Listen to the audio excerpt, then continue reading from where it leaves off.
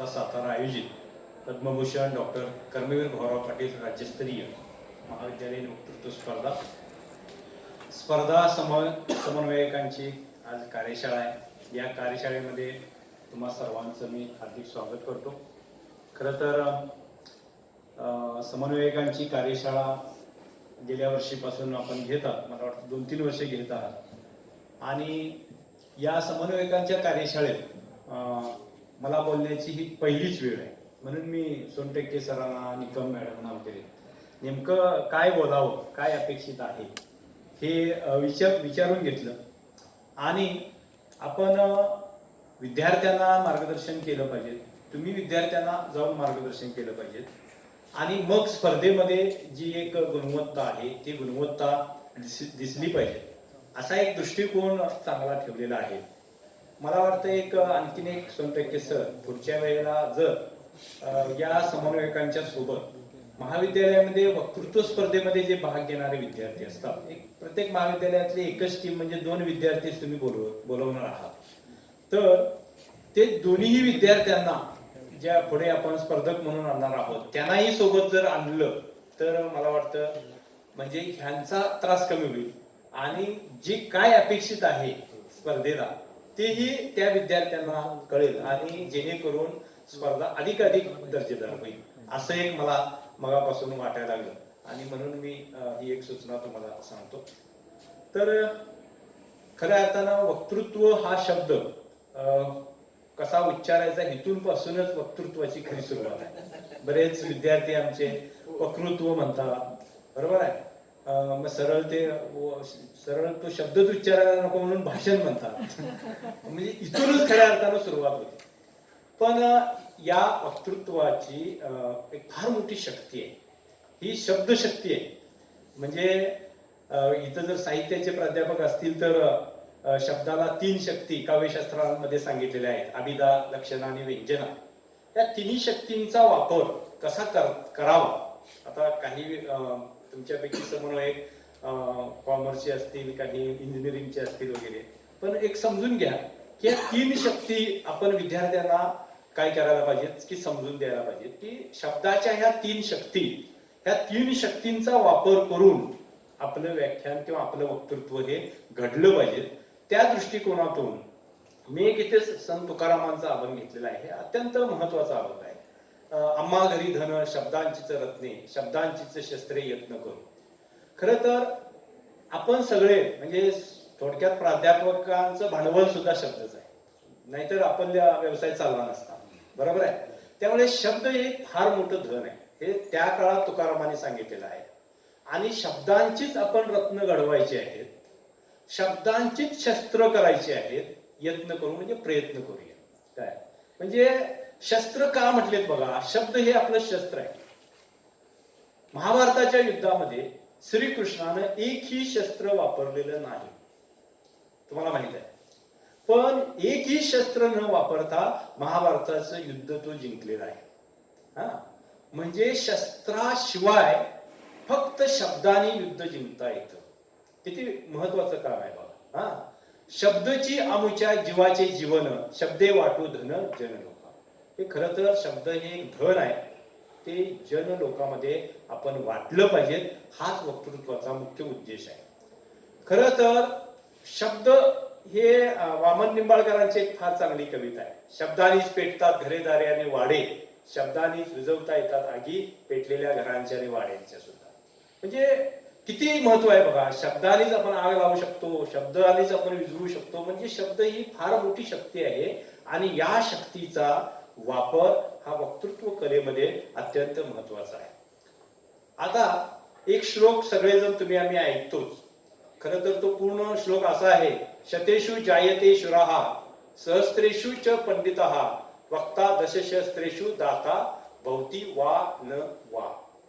म्हणजे वक्ता कसा घडतो, आता त्याच्या आधी पहिल्यांदा 2 गोष्टी सांगितल्या त्यांनी की शतेषु जायते शूराः, म्हणजे शतेषु म्हणजे शतकात, म्हणजे एकंदरीत एखादा शतकामध्ये एक शूर जन्माला येतो, म्हणजे 100त एक शूर जन्माला येतो, सहस्त्र म्हणजे 1000, हजारामध्ये एखादा पंडित तयार होतो आणि 10,000मध्ये एखादा वक्ता घडतो. आणि दात्याची तर वानवाच आहे. दाता भवती वानवा, म्हणजे वानवा पण आहेच आणि वा न वा म्हणजे असेल किंवा नसेल असं सुद्धा त्याच्यामध्ये म्हटलेलं आहे. पण आपण केवळ वक्ता दशस्त्रशूर मध्ये जर विचार केला तर 10,000मध्ये घडणारा एक वक्ता आपल्याला घडवायचा आहे. आणि असा वक्ता घडवण्यासाठी आपल्याला वक्तृत्वाकडे वळायचं आहे. आता वक्तृत्व हे मुळात शास्त्र आहे की कला आहे, हा एक मुख्य वादाचा प्रश्न आहे. खरं तर काही जण म्हणतात हे शास्त्र आहे, काही जण म्हणतात ही कला आहे. मी म्हणतो ही दोन्ही आहे. दोन्ही आहे. का दोन्ही आहे? कारण जसा वकिलीचा व्यवसाय, सगळ्यांना वकिलीचं प्रशिक्षण सगळ्यांना एकसारखंच असतं. LLB बरोबर आहे, किंवा पुढची मास्टरी डिग्री, सगळ्यांना अभ्यासक्रम सारखाच आहे. पण एखाद्याचीच वकिली का चालते, एखाद्याचीच डॉक्टरकी जास्त का चालते, तर त्याच्या पाठीमागे त्यांची कला आहे. म्हणजे जरी ते शास्त्र शिकले तरी त्यांनी कलेचा सुद्धा वापर केलेला आहे. शास्त्र म्हणजे काय, तर एखाद्या शाखेचा तर्कसंगत चिकित्सक पद्धतीने केलेला अभ्यास. वक्तृत्वाचा सुद्धा तर्कसंगत आणि शास्त्रशुद्ध पद्धतीनेच आपल्याला करायचा आहे आणि तोही विद्यार्थ्यांनी करायचा आहे. म्हणून वक्तृत्वाची व्याख्या प्राचार्य शिवाजीराव भोसले यांनी काय केले बघा. एखाद्याचे बोलणे ऐकत राहावे असे ऐकणाऱ्याला वाटते, तेव्हा बोलणाऱ्याच्या बोलण्यातून आविर्भूत होणारे, आविष्कृत होणारे आणि प्रकट होणारे ते वक्तृत्व. म्हणजे त्यानं नुसतं बोलत राहावं आणि आपण ऐकत राहावं. पण नेमकं काय बोलत राहावं, त्या बोलण्यासाठी काय कष्ट घ्यावे लागतात ते आपण इथून पुढे पाहायचं आहे. आता वक्तृत्व स्पर्धेची उद्दिष्टे काय आहे महत्वाची, म्हणजे अशा स्पर्धा काय आयोजित केल्या जातात. आम्ही प्रत्येक महाविद्यालयामध्ये किमान महाविद्यालय स्तरावर तरी का होईना पण आयोजित केल्या जातातच. पण असं हे आयोजना पाठीमागे आयोजकांची काय भूमिका आहे हे इथं समजून घेऊया.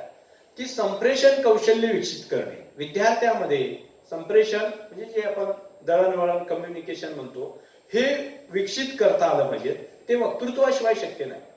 म्हणजे जर वक्तृत्वामध्ये जर विद्यार्थी चांगला जर घडला, त्यानं व्यक्तिमत्व घडवलं, तर मगाशी प्राचार्य साहेबांनी ज्या पद्धतीने सांगितलं की कुठेही तो विद्यार्थी कमी पडणार नाही, जगाच्या पातळीवर कुठेही तो पोहोचू शकेल. सार्वजनिक बोलण्याचे कौशल्य वाढवणे, म्हणजे अनेक ठिकाणी सार्वजनिक, आता वक्तृत्व शैली असल्याशिवाय सभा जिंकता येणार नाही आणि सभेमध्ये एक व्यक्ती हजारो लोकांशी आपण संवाद साधू शकतो. हे कौशल्य फक्त सार्वजनिक बोलण्याचं कौशल्य वक्तृत्वामुळे शक्य आहे. सर्जनशीलतेला प्रोत्साहन देणे, खरं तर सर्जनशीलता म्हणजे नवनिर्मिती. एखाद्याच्या भाषणामधून, एखाद्याच्या विचारामधून नवे नवे शब्द, नवे नवे विचार सगळे समोर येत असतात. एक एक शब्द किती वेगळा वेगळा ओघामध्ये येत असतो आणि तो शब्द येण्यासाठी त्यांना काय काय कष्ट घ्यावे लागतात हे पुढे आपल्याला येणारच आहे. त्यानंतर आत्मविश्वास वाढवणे. विद्यार्थ्याचा महत्वाचा काय आहे तर आत्मविश्वास. तो भीत असतो, सुरुवातीला त्याचे पाय विठ्ठल विठ्ठल म्हणत असतात, बरोबर आहे. पण त्याला धीर देणे, त्याला धाडस करायला लावणे हे प्राथमिक शाळेमध्ये होतं. जास्तीत जास्त प्राथमिक माध्यमिक शाळेमधले विद्यार्थी हे काय करतात की अशा स्पर्धांमधून भाग घेतात. पण पुढे आल्यानंतर तेच विद्यार्थी दबतात. कारण का, अनेक विद्यार्थी अनेक शाळांमधून आलेले असतात आणि त्यामुळे त्यांना काय वाटतं की अरे रे, माझ्यापेक्षा इथं फार मोठी मुलं आहेत आणि फार तरबेज मुलं आहेत, त्यापेक्षा आपण काय करणार, इथं कमी पडणार, म्हणून तो मागे राहतो. अशा मागे राहणारे विद्यार्थी आपण शोधून त्यांच्यामध्ये आत्मविश्वास वाढवणं गरजेचे आहे. त्याचबरोबर निरोगी स्पर्धा वाढवणं, म्हणजे कमी येतात ना स्पर्धक, आता 100% सरांना वाटलं असेल की आपलेच येतात नव्या 15-20 तेवढ्यात घेऊया स्पर्धा, जाऊ दे तिकडं, कशाला एवढा ताप करून घ्या. पण नाही, या सगळ्या संयोजकांचा उद्देश आहे ही स्पर्धा निरोगी झाली पाहिजेत आणि वाढली पाहिजे. अनेक वक्ते आले पाहिजेत, अनेक स्पर्धक आले पाहिजेत, यासाठी हा सगळा खटाटोप चालू आहे. आणि या अनेक स्पर्धकांमधून चांगल्यात चांगले स्पर्धक, चांगल्यात चांगले वक्ते समाजाला आपण अर्पण करायचे आहे.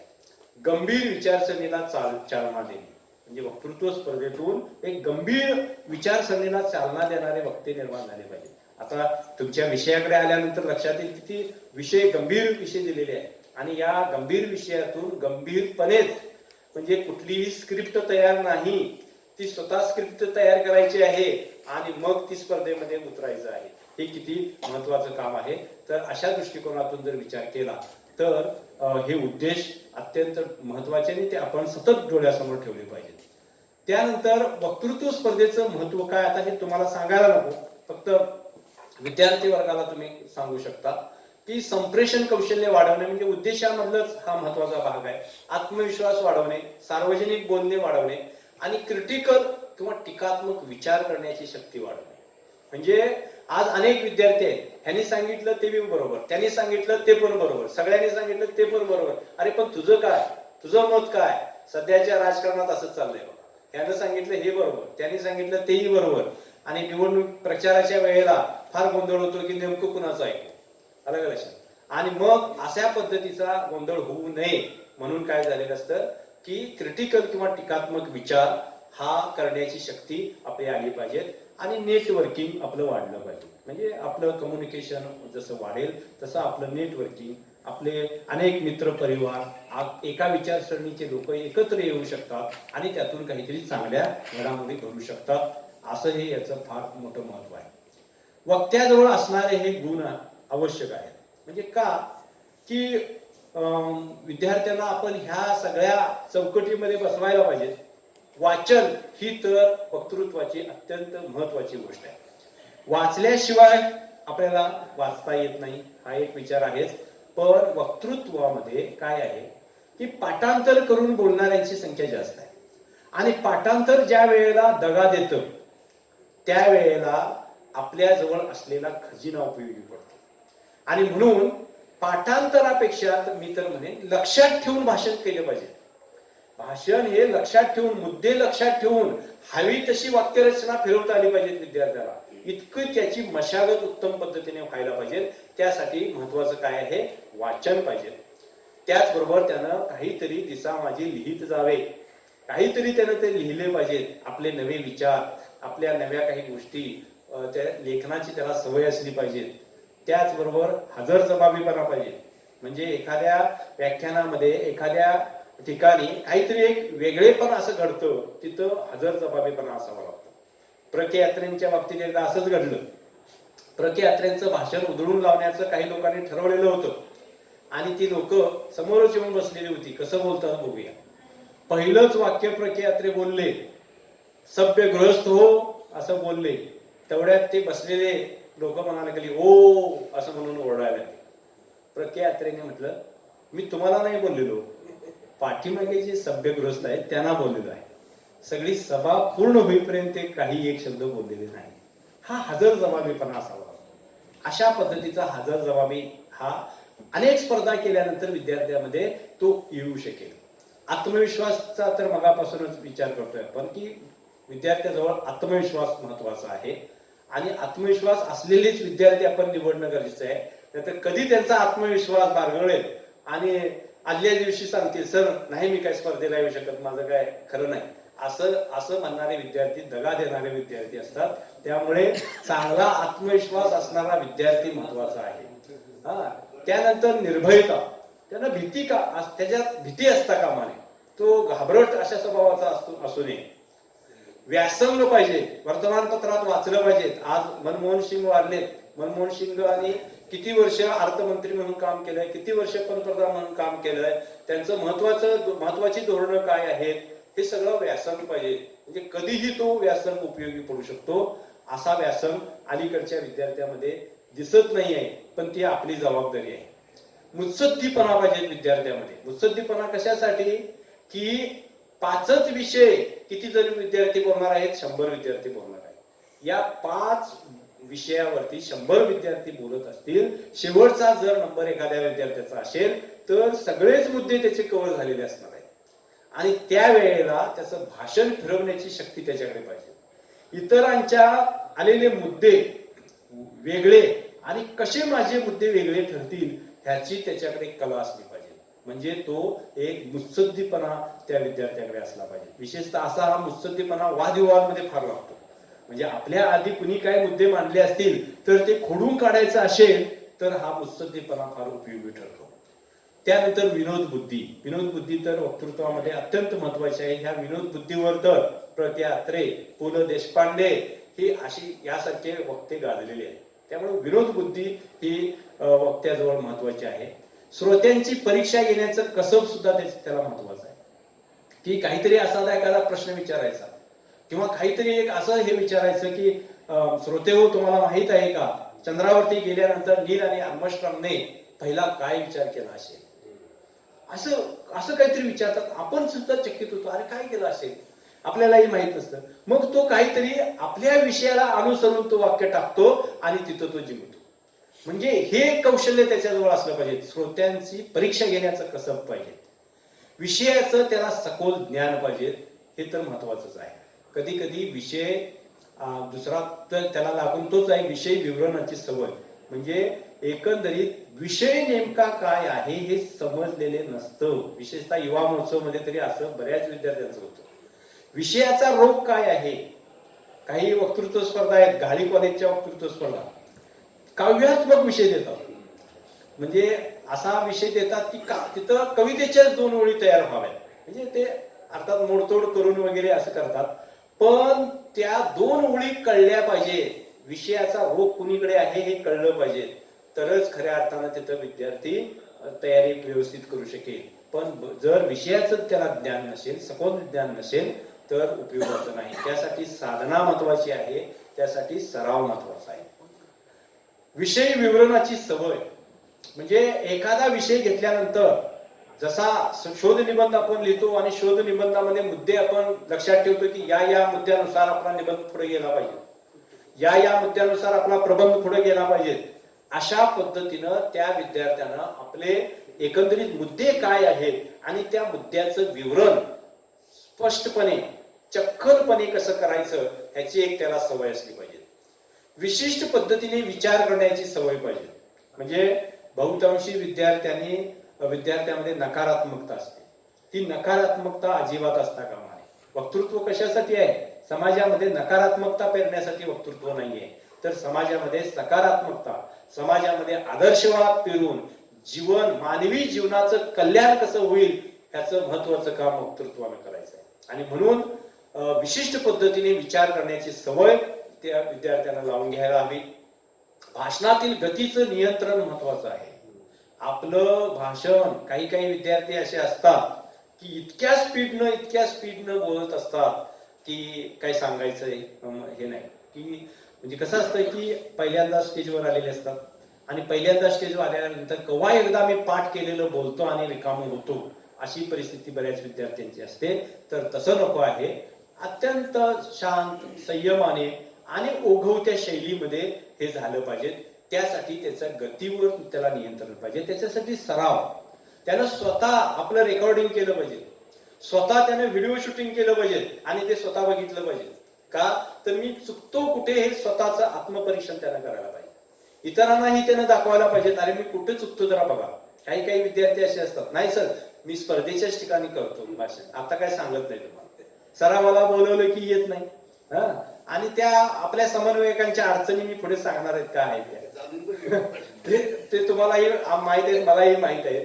इतक्या अडचणी विद्यार्थी सगळ्या समोर सांगत असतो की आपल्याला काही सोय नाही. त्यानंतर भाषा शैली किंवा श्रोत्यानुरूप शैली, आपल्या समोर श्रोते कोणत्या स्वरूपाचे आहेत हे ओळखता आलं पाहिजे. ग्रामीण भागातले श्रोते असतील तर तशा पद्धतीने बोलता आलं पाहिजे, शहरी भागातले श्रोते असतील तर तशा पद्धतीने बोलता आलं पाहिजे. आणि विशेषतः स्पर्धेमध्ये तर आपण जास्तीत जास्त परीक्षकांना गृहीत धरूनच बोललं पाहिजे. कारण परीक्षकच मार्क देणार, श्रोते काय मार्क देणार नाही, पण श्रोत्यावरचा परिणाम हे परीक्षक नमूद करणार आहे. त्यामुळे नुसतंच परीक्षकाकडे लक्ष देऊन चालणार नाही, तर आपल्याला श्रोत्यांच्याकडे सुद्धा महत्वाचं आहे ते लक्ष दिलं पाहिजे. त्यानंतर आवाज किंवा आवाजाचं तंत्र हे एक महत्वाचं आहे. खरं सांगायचं हरकत नाही की आवाजाचं तंत्र म्हणजे ज्याला आपण आरोह अवरोह असं म्हणतो बघा. आरोह आणि अवरोहला आपण चढ आणि उतार असं सामान्य भाषेत म्हटलेलं आहे, पण तसं नाहीये ती. तर ती संगीत शास्त्रातली संकल्पना आहे. सारेगम पद आणि सा, आपला आवाज असा हळूवार वर चढत जातो आणि चढलेला आवाज परत खाली येत जातो. मग कुठल्या वाक्याला आवाज चढला पाहिजे, कुठल्या वाक्याला तो खाली आला पाहिजे, हे लक्षात आलं पाहिजे विद्यार्थ्याच्या. म्हणजे कधी कधी उलट होण्याची शक्यता असते. म्हणजे एक वाक्य मी तुम्हाला सांगतो, एका नाटकामधलं आहे. मिर्झा राजे जयसिंग, तुम्ही जर तुमचे घोडे दख्खनच्या पठारावरती उधळले असते तर, वाक्य परत आलं पाहिजे, तर आम्ही आमचं काळीज तुमच्या पायाशी टाकलं असतं. असं वाक्य वर चढलं पाहिजे आणि कुठल्या पद्धतीनं खाली आले पाहिजे ह्याचं एक तंत्र विद्यार्थ्याला असलं पाहिजे आणि आपण ते तशा पद्धतीनं मार्गदर्शन केलं पाहिजे. म्हणून आरोह आणि अवरोह ही एक संकल्पना संगीत शास्त्रामधली आहे. प्रबोधनकार ठाकरेंच्या वक्तृत्व शास्त्र नावाचं जे पुस्तक आहे त्याच्यामध्ये त्यांनी फार चांगलं लिहिलेलं आहे आरोह आणि अवरोह मध्ये. ते पुस्तक तुमच्या ग्रंथालयात तुम्ही घ्या आणि ते विद्यार्थ्यांना द्या की आरोह आणि अवरोह म्हणजे नेमकं काय प्रकार आहे. त्यानंतर अभिनय, जरी ही एक पात्री स्पर्धा नसली तरी सुद्धा ही एक प्रकारे अभिनयच आहे. आपण आपले मूळ विचार बाजूला ठेवून स्पर्धेसाठी लागणारे विचार आपण पुढे आणतो आहोत. आलं का लक्षात? आणि त्यामुळे विद्यार्थ्यामध्ये थोडस अभिनय कौशल्य असलंच पाहिजे.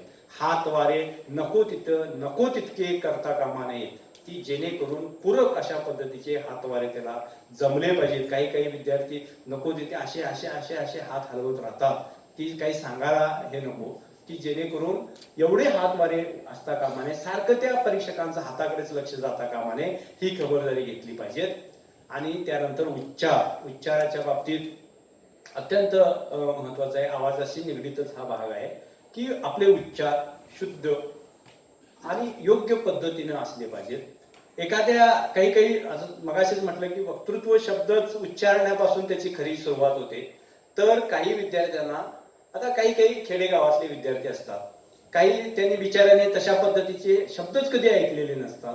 असे सुद्धा शब्द जेणेकरून, आता वाङ्मय शब्दाचा एक फार मोठा उघड आहे, बरेच विद्यार्थी वाङ्मयच म्हणतात. त्यामुळे ते वाङ्मय नव्हे वाङ्मय म्हणायचं हे बऱ्याच वेळेला सांगावं लागतं. ह्या बाबतीत उच्चाराच्या बाबतीत जर विचार केला तर जागतिक कीर्तीचा एक वक्ता आहे, त्याचं चरित्र जर विद्यार्थ्यांनी जर बघितलं, डेमॉस्थेनिस नाव कधी ऐकलं असेल. हा बिचारा एक वक्ता असा होऊन गेलेला आहे की त्याचे उच्चारच व्यवस्थित येत नव्हते. म्हणजे तो या व्याख्यान क्षेत्रामध्ये वक्ता होण्याचं ज्या वेळेला त्यानं मनामध्ये ठरवलं त्यावेळेला त्यानं जे केलेले कष्ट आहेत ते फार महत्वाचे आहेत. त्यानं गारगोट्या आपल्या तोंडात ठेवून उच्चार करण्याचा प्रयत्न केलेला आहे. एवढंच नव्हे तर समुद्राची जिथं प्रचंड गाज असते त्या गाजीच्या ठिकाणी आपला आवाज उंच आणि मोठा झाला पाहिजे म्हणून त्या ठिकाणी जाऊन भाषणं दिलेली आहेत. किती कष्ट घेतलेत बघा. गारगोट्या तोंडात ठेवणे, जिथं लाटांचे आवाज येतात तिथं जाऊन बोलणे, हे एवढं सोपी गोष्ट नाही. तर इतके त्याने कष्ट घेतलेले आहेत आणि शब्दाचं भांडार आपल्याजवळ असलं पाहिजे म्हणून त्यांनी एक उत्कृष्ट अशा पद्धतीचा इतिहासाचा एक ग्रंथ 8 वेळा स्वतःच्या हस्ताक्षरात लिहून काढलेला आहे. 8 वेळा. का? तर ते शब्द आपल्याला आले पाहिजे. असे अनेक लोक आहेत की जेणेकरून, आता उदाहरणार्थ अब्राहम लिंकन फक्त 1 वर्षभरच शाळेत गेलेले आहेत, पण ते एक जगातले महान वक्त्यामध्ये त्यांचा उल्लेख केलेला आहे. म्हणजे शाळेमध्ये न जाता सुद्धा अशा पद्धतीचं कष्ट घेऊन अब्राहम लिंकन असतील, डेमॉस्थेनिस असतील किंवा असे अनेक वक्ते आहेत की ज्या वक्त्यांनी स्वतःमध्ये बदल घडवलेले आहेत. मला वक्ता व्हायचं आहे, मला या क्षेत्रामध्ये नावलौकिक मिळवायचं आहे म्हणून त्यांनी कष्ट केलेले आहेत. आणि उच्चारावर आणि आपल्या एकंदरीत लेखनावर, वाचनावर त्यांनी महत्वाच्या काही गोष्टी घेऊन त्यांनी काय केलेलं आहे की फार मोठी प्रगती केलेली आहे. अशा लोकांची सुद्धा उदाहरणं आपण त्यांच्या समोर ठेवणं गरजेचं आहे. त्यानंतर भाषणाच्या प्रमुख 5 पायऱ्या आहेत, हे एक विद्यार्थ्यांना आपण पटवून देऊया. एक म्हणजे भाषणामध्ये काय असावं लागतं, तर एक नवी कल्पना असावी लागते. म्हणजे भाषणाच्या परिस्थितीचे विश्लेषण, श्रोतृवर्ग तसेच भाषणाचा अभ्यास आणि त्याकरता लागणारे साहित्य यांची जुळवाजुळव त्याला उत्तम पद्धतीने करता आली पाहिजे. आविष्कार मांडणी दुसरा टप्पा आहे, दुसरी पायरी आहे. प्रास्ताविकाची मांडणी म्हणजे प्रास्ताविक आपलं कसं असलं पाहिजे, मुद्द्यांची चर्चा आपण कशी केली पाहिजे आणि त्याचा अनुमान आपण कसं काढलं पाहिजे.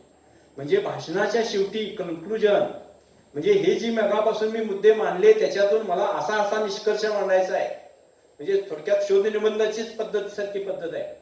सगळ्यात शेवटी तुम्ही एवढं सगळी उदाहरणं सांगून सांगून श्रोत्यांनी नेमकं काय लक्षात ठेवावं हा एक विचार त्यांच्यापर्यंत पोहोचला पाहिजे. आणि म्हणून एकंदरीत अनुमान महत्वाचा आहे. त्यानंतर शैली ही तिसरी पायरी आहे.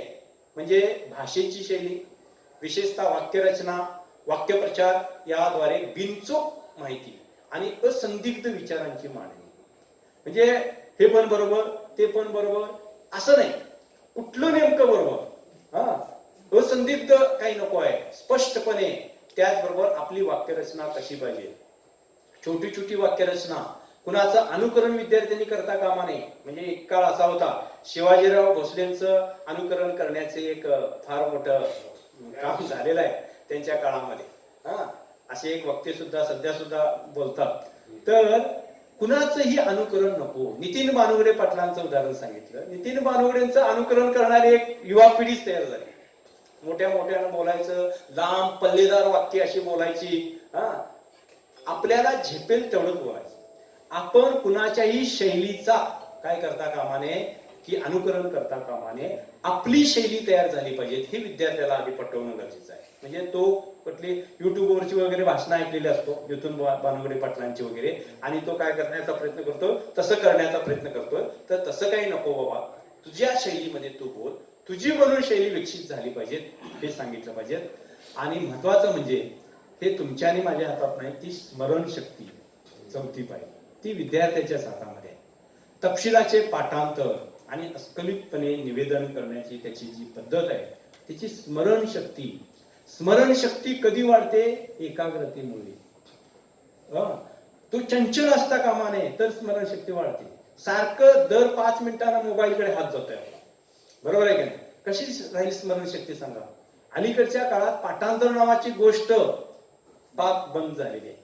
पूर्वीच्या काळात पाढे पाठांतर असायचं, कविता पाठांतर असायचं, श्लोक पाठांतर असायचं. पण आता तसं कुठलंही पाठांतर राहिलेलं नाही. त्यामुळे आपल्या समोर येणारी जी पिढी आहे ती पाठांतराची पिढी नाही आहे. त्यामुळे स्मरणशक्ती, एकाग्रता वाढवणे ही जी कला आहे ती कला त्याने साध्य झाली पाहिजे.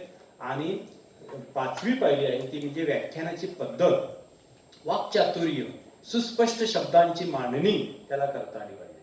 म्हणजे काही काही शब्द बोलण्याच्या ओघामध्ये चुकीचे जाण्याची शक्यता असते आणि परीक्षक तेवढाच शब्द लिहून ठेवतो. अलग लक्षात. आम्हाला युवा महोत्सवला विद्यार्थ्याचे पॉझिटिव्ह मुद्दे आणि निगेटिव्ह मुद्दे लिहून ठेवावे लागतात. समजा एखाद्या विद्यार्थ्यानं जर तक्रार केली, माझा का नंबर आलेला नाही, तर तिनेही परीक्षकांचे काय पॉझिटिव्ह मुद्दे आहेत, काय निगेटिव्ह मुद्दे आहेत हे छाननी केली जाते. म्हणजे कुठल्या विद्यार्थ्यावर अन्याय होऊ नये. तुम्ही पण ते ठेवला तर बरं होईल. म्हणजे पॉझिटिव्ह आणि निगेटिव्ह मुद्दे, की जेणेकरून असे मुद्दे ठेवला की आपल्याला सांगता येतं. आणि परीक्षकांना सगळ्यात शेवटी बोलायलाही सांगायचं, कारण ती विद्यार्थ्यांची एक प्रकारची कार्यशाळाच असते. म्हणजे कुणाचं नाव न घेता विद्यार्थी कसे कसे आणि कुठे कुठे चुकलेले आहेत आणि काही विद्यार्थ्यांचं किती चांगलं आणि बरोबर आहे, म्हणजे योग्य आणि अयोग्य हे दोन्ही गोष्टी सांगता आल्या पाहिजेत, तरच विद्यार्थी पुढे घडतील. आणि म्हणून ह्या 5 पायऱ्या जर विद्यार्थ्यांना डोळ्यासमोर ठेवल्या तर तो उत्तम अशा पद्धतीचा वक्ता घडू शकेल. त्यानंतर आता वक्तृत्व स्पर्धेची तयारी कशी करावी, म्हणजे हे विद्यार्थ्यांना आपण सांगावं लागणार की आवडणारा एक विषय आपल्याला निवडायचा आहे. त्यात त्याला विचार करायला संधी द्यायची की बघ ह्याच्यातला चांगला विषय तुला कुठला वाटतो. आपण सक्ती करायची नाही कुठल्या विद्यार्थ्यावर. त्याचं त्यानं काय करायला पाहिजे की निवड केली पाहिजे. त्या निवडलेल्या विषयावर त्यानं संशोधन केलं पाहिजे. म्हणजे इकडून काय मिळतंय काय, तिकडून काय मिळतंय काय, गुगलवर टाकून बघ, इकडून टाकून बघ, मूळ स्तोत्रातून काय मिळतं काय हे बघायला पाहिजे. बरोबर आहे. आणि त्या मूळ स्तोत्र जर बघायचे असतील तर त्याला पुस्तकं ग्रंथालयाकडे पाय वळवावेच लागणार आहेत. काही खेड्यातल्या ग्रंथालयामध्ये काही पुस्तकं नसतील सुद्धा, पण ती आपण समन्वयक या नात्यानं त्याला मिळवून देण्याचं काम करायला पाहिजे. काही शेजाऱ्या पाजारच्या कॉलेजमधून ग्रंथालयामधून मिळवून देण्याचा प्रयत्न केला पाहिजे. हे एक महत्वाचं आहे. त्यानं संशोधन केलं पाहिजे. त्यानंतर तुमचे विचार व्यवस्थित करा. म्हणजे मुद्देसूद, पहिला मुद्दा कुठं, दुसरा मुद्दा कुठं, तिसरा मुद्दा कुठं. म्हणजे आपण काय करतो की महत्वाचं सांगायचं आहे ते सगळ्यात काय करतो, सुरुवातीला सांगून रिकामा होतो. असं नाही, सगळ्यात शेवटी सांगता आलं पाहिजे. बरोबर आहे. आणि म्हणून विचार व्यवस्थित त्याची मांडणी केली पाहिजे. त्याचबरोबर तुमचं भाषण तुम्ही स्वतः लिहिलं पाहिजे असं सांगा. का, जर स्वतः भाषण लिहिलं नाही तर ते लक्षात राहत नाही. काही काही मुलं अशी असतात की सर द्या की लिहून तुम्हीच. बरोबर आहे. असे बरेचसे प्रकार आपण अनुभवतो. तुम्हीच लिहून द्या, हा तुम्ही सांगाल तसं पाठ करतो. तर तसं नको आहे. त्या विद्यार्थ्यानं स्वतः लिहिलं पाहिजे. म्हणजे त्याची खऱ्या अर्थाने हितच मशागत होते आणि त्या मशागतीतून तो पुढे चांगला बोलू शकेल. त्याचबरोबर तुमच्या सादरीकरणाचा सराव करा. म्हणजे विद्यार्थ्यानं आपलं सादरीकरण कसं करायचं त्याचा सराव केला पाहिजे. सराव आणि सराव महत्वाची गोष्ट आहे. त्याचबरोबर भाषण लक्षात ठेवलं पाहिजे, पाठांतरापेक्षा लक्षात ठेवलं पाहिजे. आणि लक्षात ठेवून त्यानं काय करायला पाहिजे की महत्वाचं व्यवस्थित मुद्दे सांगितले पाहिजे. त्यानंतर अभिप्राय शोधा. अभिप्राय शोधा म्हणजे माझं भाषण कसं झालं हे चांगल्या मित्राकडून, चांगल्या शिक्षकाकडून ऐकून घेतो. चांगल्या हा शब्द म्हणजे वाईट कोण नाही, चांगलं आणि वाईट त्याचे दोन्ही गुण सांगितलं पाहिजे. बरेचसे मित्र नाही नाही छान झालं छान झालं छान झालं म्हणायचं आणि चहा काढायचं, असं नको आहे. तर बाबा हे मुद्दे तुझे चुकलेले आहेत, तिथं तू फार गडबड केलास, असं त्यानं सतत इतरांच्याकडून अभिप्राय मागितले पाहिजे की मला माझं काय चुकलं, माझं काय बरोबर होतं, माझी गती संत होती काय एकदम कशी होती, हे त्यानं सतत अभिप्राय आपण मागितले पाहिजे. ते त्याला सवय पुढे जाण्यासाठी त्याला ती सवय महत्वाची आहे. आणि त्यानं एकूण स्पर्धेची तयारी उत्तम पद्धतीने केली पाहिजे. म्हणून लक्षात ठेवा, तयारी आणि सराव ही वक्तृत्व स्पर्धेत यशाची गुरुकिल्ली आहे. म्हणजे जे मुद्दे आहेत ते लक्षात ठेवले पाहिजेत, त्याची सतत तयारी सतत सराव त्यानं केला पाहिजे आणि तो मग उत्तम पद्धतीने स्पर्धे दिवशी व्यक्त होऊ शकेल. आता ही स्पर्धा जिंकायची कशी, आतापर्यंत तयारी केली, आता तयारी केलेल्या प्रमाणे आपण जिंकायचं कसं. आता जिंकण्यासाठी स्पर्धकानं महत्वाच्या गोष्टी महत्वाच्या लक्षात ठेवल्या पाहिजेत. ते म्हणजे त्यानं नियम समजून घेतले पाहिजे. बरेचसे विद्यार्थी मगाशीच विषय झाला की आदल्या दिवशी वाचायचं आणि दुसऱ्या दिवशी जायचं, नियमच माहित नसतात. 8+2 आहे का 9+2 आहे, बरोबर आहे. म्हणजे कमीत कमाल वेळ आणि किमान वेळ किती आहे हेच माहित नसतं आणि बोलायला उभे राहतो आणि मग डिब्बा करतो. आपण काय डिब्बार करत नाही, बरोबर आहे. पण वेळ ही महत्वाचीच आहे ना. तर नियम समजून घेतले पाहिजेत. एक सशक्त विषय आपण निवडला पाहिजे. जिंकायचं असेल तर एक सशक्त, चांगला, दर्जेदार, ज्या विषयामध्ये आपल्याला गती आहे, ज्या विषयामध्ये आपल्याला भरभरून बोलता येतं, ज्या विषयामध्ये आपल्याला चांगला विचार मांडता येतो, अशा पद्धतीचा विषय त्यानं निवडला पाहिजे. त्यासाठी त्यानं भक्कम पुरावे वापरले पाहिजे. जे आपल्या विषयाच्या प्रतिपादनासाठी त्यानं काय करायला पाहिजे की भक्कम पुरावे गोळा केले पाहिजे. म्हणजे कर्मवीर अण्णांचा एक विषय आहे, त्यासाठी कितीतरी पुरावे त्यांना गोळा करावे लागणार. म्हणजे ही काही साधी सोपी गोष्ट आहे, एक महिना सुद्धा कमी पडेल, बरोबर आहे की नाही. कर्मवीर अण्णांचं काम हे काय कमी आहे का. ते कुठल्या ठिकाणी कुठे कुठे गेले, काय काय तिथं विचार मांडलेत, ते सगळं शोधणं महत्वाचं काम आहे. त्यासाठी भक्कम पुरावे वापरले पाहिजे. प्रभावी वितरण तंत्र म्हणजे थोडक्यात सादरीकरणाचं तंत्र पाहिजे. हे प्रभावी पाहिजे. ते असं मळमळीतपणे सांगता कामा नये. ते एकदम ठामपणे, म्हणजे जेणेकरून सादरीकरणाची जी कला ही नैसर्गिकच आहे, पण ती कला सुद्धा त्यांना उत्तम पद्धतीने अवगत करायला पाहिजे. प्रेक्षकांशी कनेक्ट व्हा. बऱ्याचशा वेळेला विद्यार्थी प्रेक्षक आणि माझा काही संबंध नाही असे असतात. सरळ वर बघायचं म्हणजे भीती वाटते, सरळ खाली तरी बघायचं किंवा सरळ कुठेतरी कोपऱ्यात तरी बघायचं, असं नाही चालत. प्रेक्षकांच्या डोळ्यात डोळे घालून बोलता आलं पाहिजे. प्रत्येक प्रेक्षकाला वाटलं पाहिजे की अरे हे माझ्याकडेच बघून बोलायला लागलाय, हा माझ्याकडेच बघून बोलतोय, ह्यानं हा माझ्यासाठीच सांगतोय, मलाच सांगतोय, असं प्रत्येक प्रेक्षकाला वाटलं पाहिजे. म्हणजे या कोपऱ्यापासून त्या कोपऱ्या, पुढचा, मधला, असे सगळ्या विद्यार्थ्यांच्याकडे सतत लक्ष टाकलं पाहिजे. सगळ्या श्रोत्यांच्याकडे त्यानं सतत लक्ष टाकलं पाहिजे. म्हणजे सतत तो प्रेक्षकांशी कनेक्ट राहतो आणि आपले मुद्दे प्रेक्षकांना पटवून देतो आहे, अशा पद्धतीने तो बोलला पाहिजे. त्यानंतर सराव करा, सराव करा आणि सराव करा. म्हणजे सरावाशिवाय ही गोष्ट शक्य नाही. तेवढे सरावासाठी विद्यार्थी आपल्याकडे यायला पाहिजेत. पण तो नाही आला तरी पुढे काय करायचं ते मी सांगणार आहे. तर त्यानं सतत जिंकायचं असेल तर सराव करायला पाहिजे. आत्मविश्वास बाळगा. पुन्हा पुन्हा हा शब्द येतो की आत्मविश्वास त्यानं बाळगला पाहिजे की मी जिंकणारच.